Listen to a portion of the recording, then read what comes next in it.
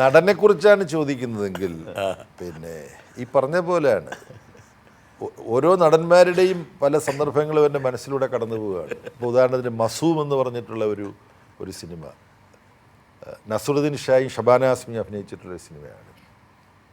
എന്താണ് നസറുദ്ദീൻ ഷായുടെ അഭിനയം, എന്താണ് ഷബാന ആസ്മിയുടെ അഭിനയം? അല്ല അതൊക്കെ ശരി തന്നെ, പക്ഷേ ഒരുപാട് ഇത് മലയാളത്തിൻ്റെ ആണോ വേണ്ടത്? അങ്ങോട്ട് പോകാതെ അല്ല, നടനെന്ന് പറഞ്ഞു കഴിഞ്ഞാൽ ഏത് ഭാഷയിലും നടനാകാമല്ലോ. കുറച്ചുകൂടി കണ്ടംപററി ആവട്ടെ എന്നാണ് ഉദ്ദേശിച്ചത്. കണ്ടംപററി ആകാനാണെങ്കിലും ഇന്നത്തെ അഭിനേതാക്കളെ കഴിഞ്ഞ ദിവസമാണ് മമ്മൂക്ക വിളിച്ചത്.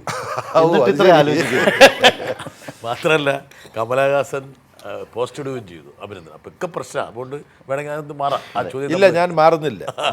ഞാൻ ലൈഫ് മകൻ്റെ പേരക്കുട്ടികളുടെ കൂടിരുന്ന് കണ്ട സിനിമയുണ്ട് മമ്മൂക്കയുടെ പുഴു. ആ പുഴു എന്ന സിനിമയിലെ മമ്മൂക്കയുടെ അഭിനയം, അതേ സിനിമയിൽ തന്നെ ശശി അഭിനയിക്കുന്നുണ്ട്. ശശിയുടേതും അപാരമായ അഭിനയമാണ്. ശശിയെ കൂടെ നമ്മുടെ മലയാളത്തിലെ അതിപ്രഗത്ഭനായ ആ നടനെ കൂടി പരാമർശിക്കാനുള്ള അവസരമായിട്ട് കൂടി അതെ, നാടകരംഗത്ത് അപ്പുണ്ണികളുടെ റേഡിയോ അതിൽ എന്താണ് അവരുടെ അഭിനയശേഷി അതൊന്നും. പക്ഷേ മമ്മൂക്ക ഒരു നമുക്ക് വ്യാഖ്യാനിക്കാൻ പറ്റാത്ത മാനസികാവസ്ഥയിലൂടെ കടന്നു പോകുന്ന ഒരു വ്യക്തിയെ, അതൊരു മാനസിക രോഗി കൂടിയാണ്. ഈ വർഗീയതയും വംശീയമായിട്ടുള്ള അകറ്റുനിർത്തലും സംശയരോഗവും ഒക്കെ ചേർന്ന ഒരു കഥാപാത്രമാണ്. അത് അസാമാന്യമായ അഭിനയ തികവോടുകൂടിയിട്ടാണ് മമ്മൂക്ക ആവിഷ്കരിച്ചിട്ടുള്ളത്, ഒരു സംശയമില്ല.